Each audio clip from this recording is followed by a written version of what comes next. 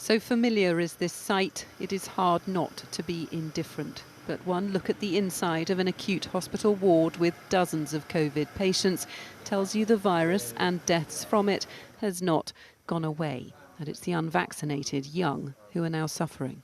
When you reach that stage where you don't feel like you're breathing properly, it's an issue.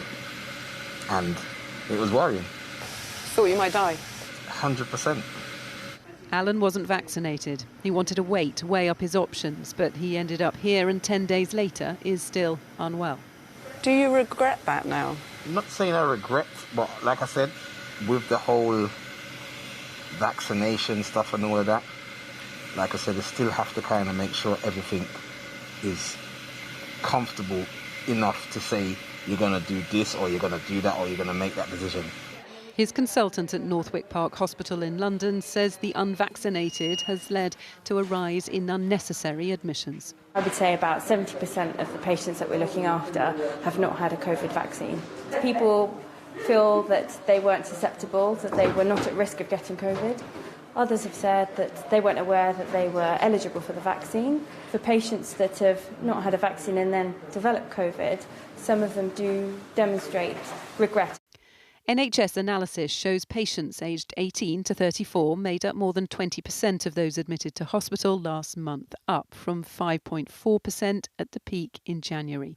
About 1,000 young adults are currently in a critical condition, 4 times higher than the winter peak, although most older adults hadn't been fully vaccinated. Although they're coping with the number of COVID patients here on this ward, it's what's happening downstairs in A&E and other parts of the hospital that's the real worry. More and more patients arriving with more advanced illnesses that need a bed and need care. Hi, I'm just going to take your blood pressure and test it. Gary's been having chest pain for 4 days. He needs an X-ray, despite being reluctant to come today because it was so busy. I haven't been to the doctors or anything for 15 years. I just don't go. I don't get ill like normally, so it took a lot for me to come here today, put it that way. Pressures on A&E are as high as they were before the pandemic. An endless stream of patients means staff here are constantly juggling resources and moving wards around. We are super busy at the moment. We've just hit our January type attendance numbers, and it's a huge mix of COVID and non-COVID, which makes it sort of triply complicated for us right now.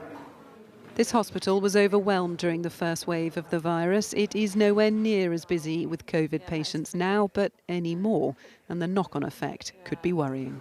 Emily Morgan, News at 10 at Northwick Park Hospital in London.